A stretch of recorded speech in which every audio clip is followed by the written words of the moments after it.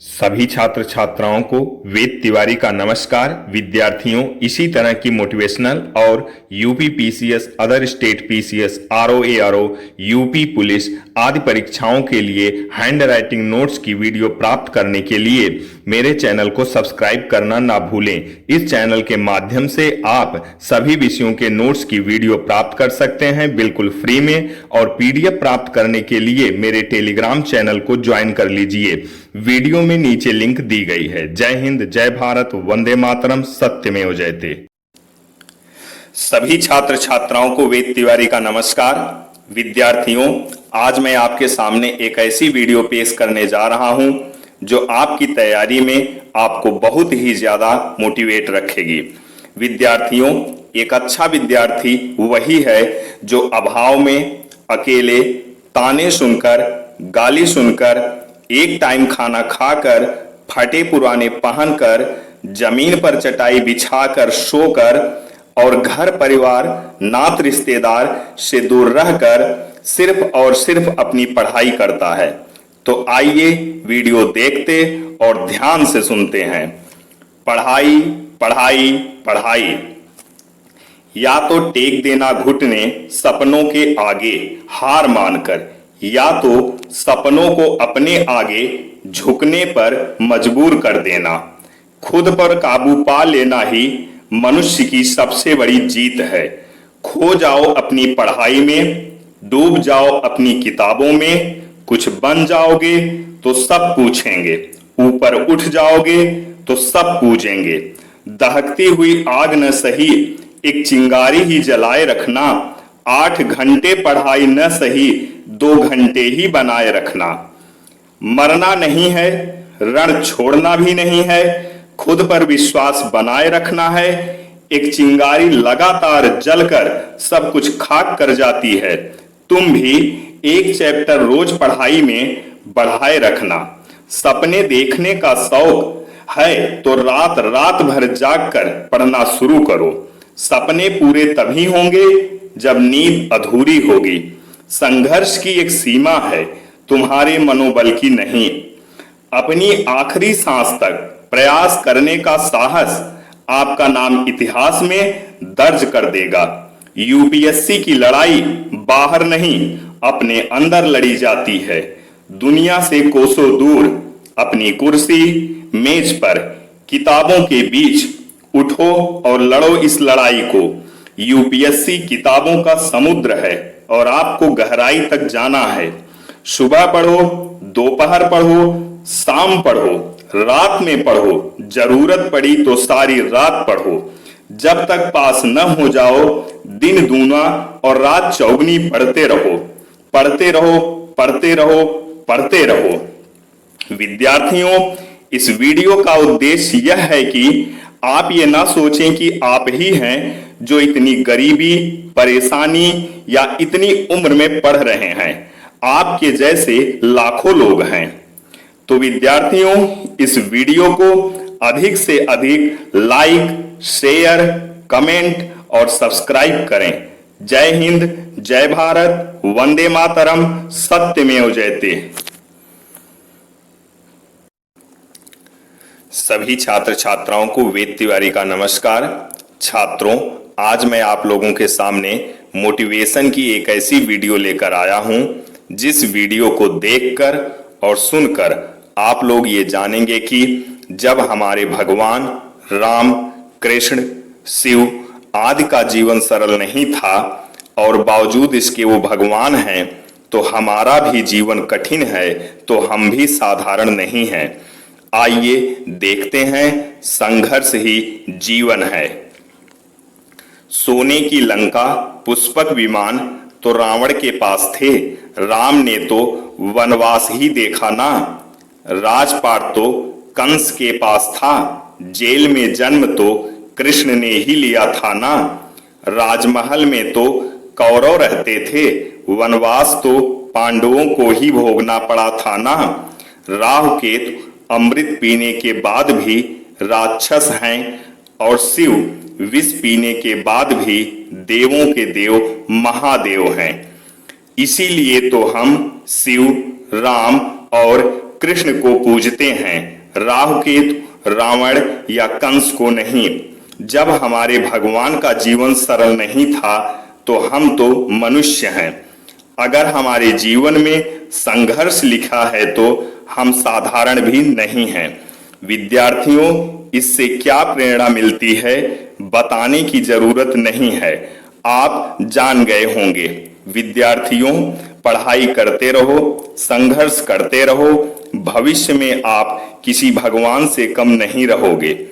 विद्यार्थियों, इस वीडियो को अधिक से अधिक लाइक, शेयर, कमेंट व सब्सक्राइब करें। जय हिंद, जय भारत, वंदे मातरम, सत्यमेव जयते।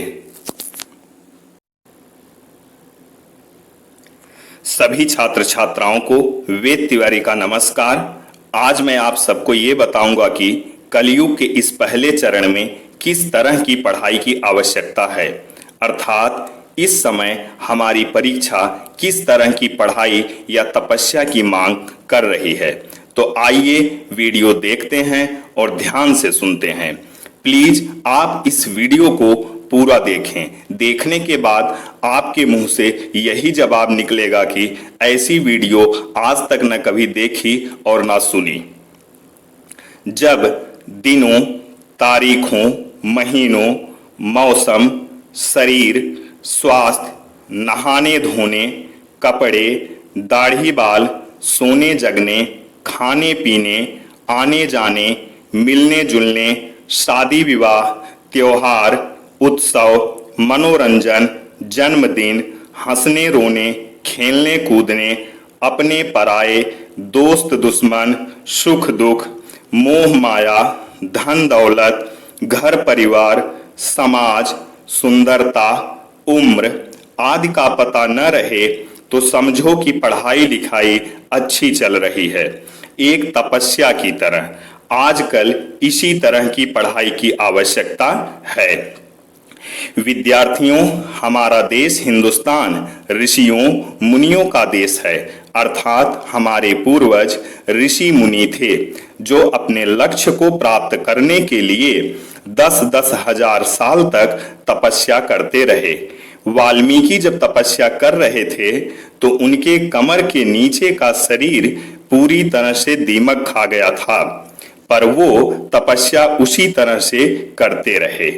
ऋषि मतंग सबरी से कह गए थे कि राम तेरे द्वारे अवश्य आएंगे, और सबरी कई सालों तक सिर्फ और सिर्फ राम की प्रतीक्षा करती रही। विद्यार्थियों, अंत में सारे ऋषि मुनि अपनी तपस्या से अपना लक्ष्य प्राप्त करने में सफल रहे और सबरी भी राम का दर्शन करने में सफल रही। तो विद्यार्थियों, आप अगर ऋषि मुनि की संतान होकर 12 से 15 महीने तपस्या नहीं कर सकते तो हमारे पूर्वज ऋषि मुनि का एक प्रकार से अपमान करना हुआ। विद्यार्थियों, आप 25 साल के हो, 35 साल के हो या 45 साल के हो, मायने ये नहीं रखता है। मायने ये रखता है कि आप तपस्या कर रहे हो, क्योंकि अब की पढ़ाई अर्थात इस समय की कलयुग की पढ़ाई को हम पढ़ाई का नाम नहीं बल्कि तपस्या का नाम देंगे। और तपस्या में समय लगता है, तब लक्ष्य प्राप्त होता है। आपका धैर्य बताता है कि आप एक जिला चलाने के काबिल हो, अर्थात डीएम बनने के काबिल हो।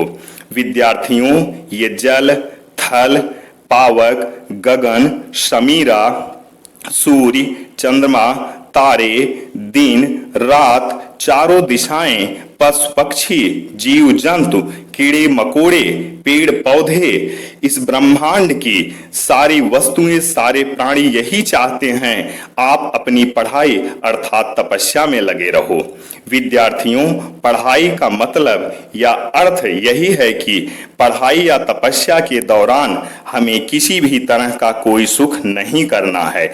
हम चाहे राजा के बेटे हों या रंग के बेटे हों, पर किसी भी प्रकार का कोई सुख अपनी इस तपस्या के दौरान नहीं करेंगे। हमारी प्रकृति यही कहती है कि पढ़ाई में सुख 100% वर्जित है। जिसने सब्र किया वही सबरी हो गया, और जो सबरी हो गया उसे ईश्वर के पास जाना नहीं पड़ता, ईश्वर स्वयं उसके पास पहुंच जाते हैं। विद्यार्थियों, कुछ दिनों तक आप लोग सबरी बने रहो, लक्ष्य स्वयं आप तक आएगा। विद्यार्थियों, भगवान मर्यादा पुरुषोत्तम श्री राम से ज्यादा न कोई सुंदर है और ना कोई शक्तिशाली है और ना कोई धनवान है। राम अपनी वीरता, शीलता और सुंदरता के कारण जाने जाते हैं, पर भगवान श्री राम भी विद्या अध्ययन के समय सर मुड़वाकर, भिक्षा मांगकर, जमीन पर लेटकर सिर्फ और सिर्फ विद्या प्राप्त में लगे रहे, और श्री राम ने सबसे कम समय में इस ब्रह्मांड की सारी विद्या अर्जित कर लिए। हमें जीवन में हर कार्य में सफलता तभी मिलेगी जब हम राम को अपना आदर्श मानेंगे। विद्यार्थियों, जब रावण मर रहा था तो उसने राम से कहा, राम तुम जीत गए और मैं हार गया। जानते हो राम क्यों? क्योंकि राम तुम्हारा भाई तुम्हारे साथ है और मेरा भाई मेरे खिलाफ। यही बात पूरी दुनिया के 99 यानी 99% लोग जानते हैं, जबकि रावण ने यह नहीं कहा था। रावण क्या कहा था आज हम आपको बताते हैं। रावण ने कहा, राम तुम जीत गए और मैं हार गया, क्योंकि राम तुम्हारे पास एक ऐसी चीज है जो मेरे पास कभी नहीं थी, और उसी चीज के कारण राम आज तुम जीत गए। राम मुस्कुराए, उन्हें पता था वह क्या चीज है। विद्यार्थियों, वह चीज चरित्र था। राम के पास एक अच्छा चरित्र था और रावण के पास कभी कोई चरित्र नहीं था। विद्यार्थियों, चरित्र का मतलब ये नहीं होता कि आप पराई स्त्री को मां बहन की नजर से देखो तो आप अच्छे चरित्र के हो गए। चरित्र का मतलब यह है कि आप सुबह से शाम तक जो कुछ भी करते हैं वही आपका चरित्र हुआ। विद्यार्थियों, आज इस वीडियो के दौरान मैं पंडित शब्द का तात्पर्य भी क्लियर कर देता हूं ताकि आपकी शंका दूर हो जाए। तो विद्यार्थियों, यहाँ पर कुछ लोग सोच रहे होंगे कि मैं अपने नाम के आगे पंडित लगाता हूं, तो मैं आपकी इस शंका को भी दूर कर देता हूं। मेरे पंडित शब्द का तात्पर्य ब्राह्मण नहीं है। मेरे पंडित शब्द का तात्पर्य वो है जो श्री कृष्ण ने अर्जुन से कहा था। श्री कृष्ण ने अर्जुन से कहा था कि पंडित शब्द का तात्पर्य किसी विशेष जाति या धर्म से नहीं है। जिस किसी व्यक्ति के अंदर दया, क्षमा, सत्य, अहिंसा और परोपकार की भावना है, वही व्यक्ति वास्तविक पंडित है।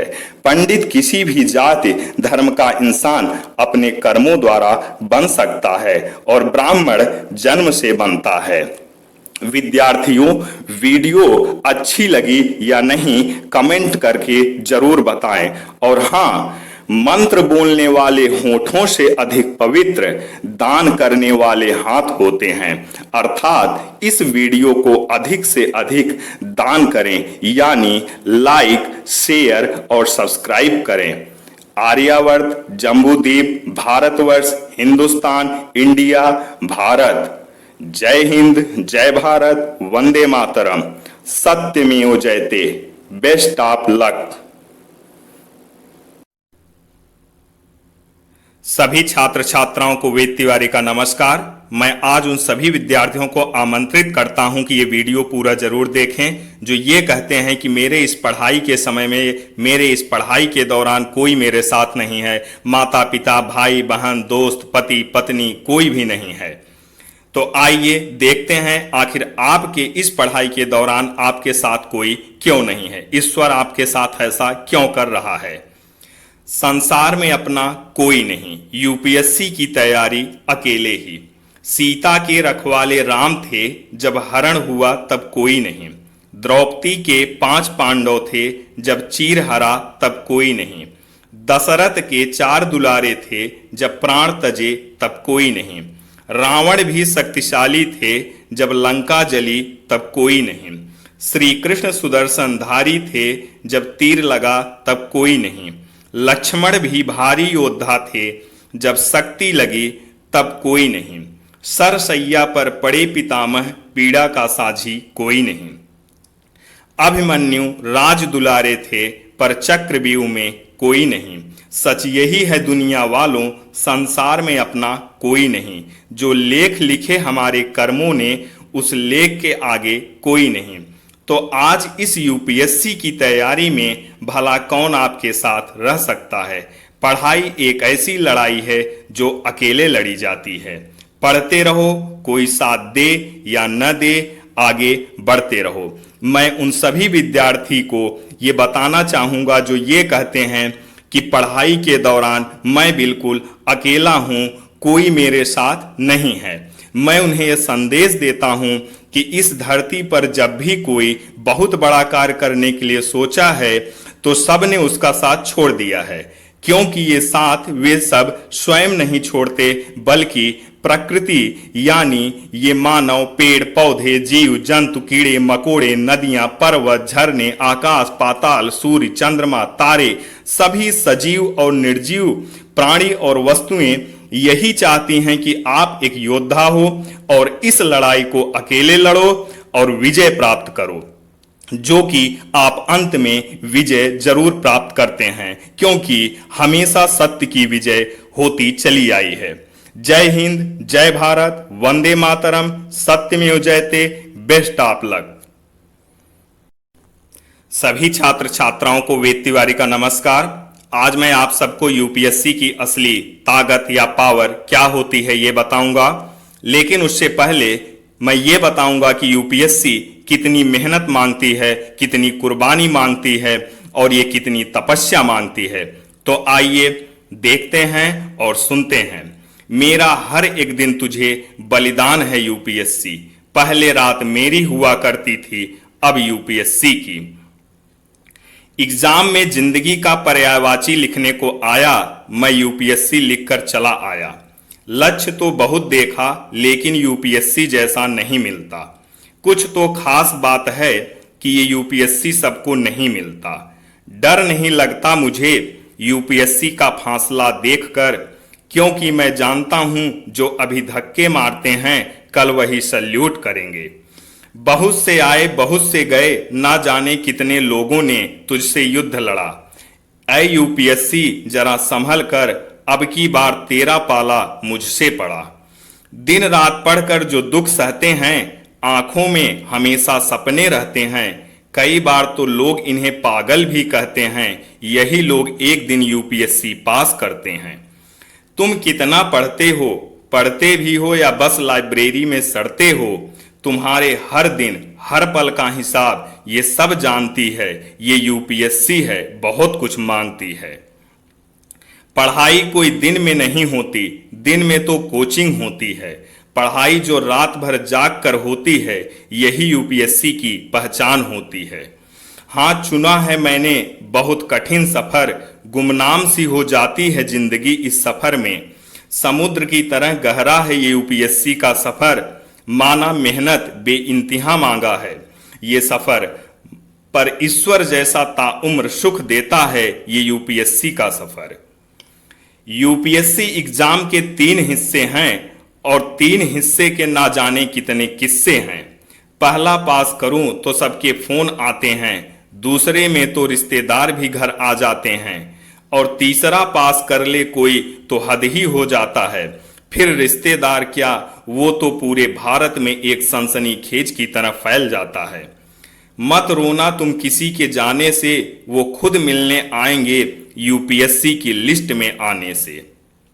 हम यूपीएससी वाले हैं साहब, टूटते हैं, उठते हैं, लड़ते हैं, गिरते हैं, पर जीतते जरूर हैं। अब मैं उन सभी माता पिता को एक संदेश देना चाहूंगा जिनके बेटा या बेटी ये कहते हैं कि मैं यूपीएससी की तैयारी करूंगा। धन्य है वो माता पिता जिनके बेटा या बेटी यूपीएससी की तैयारी करते हैं और एक जिला चलाने की सोच रखते हैं। यूपीएससी में सफल होना या न होना ये एक अलग बात है, पर जो लड़का या लड़की ये कहती हैं मैं आईएएस बनूंगी, वो एक आम नागरिक नहीं है। चाहे तो वो भी 18 साल में शादी करके घर बसा लें, पर उनका सपना घर चलाने का नहीं बल्कि एक जिला चलाने का होता है। जो बेटी अपने माता पिता से ये कहती है कि मैं आईएएस की तैयारी करूंगी, समझ लो उनके यहाँ सरस्वती और लक्ष्मी दोनों का अवतार एक बेटी के रूप में हुआ है। भले ही वो लड़की 10 साल तैयारी के बाद भी प्री भी ना निकाल पाए, पर वो मामूली लड़की नहीं है जो 33 साल तक सबके ताने सुनकर तैयारी में लगी है। सच कहूं तो उसका धैर्य बताता है कि वो सबसे अलग सोच रखती है और अपने जीवन को इस देश के नाम कर चुकी है। जय हिंद, जय भारत, वंदे मातरम, सत्यमेव जयते, बेस्ट ऑफ लक।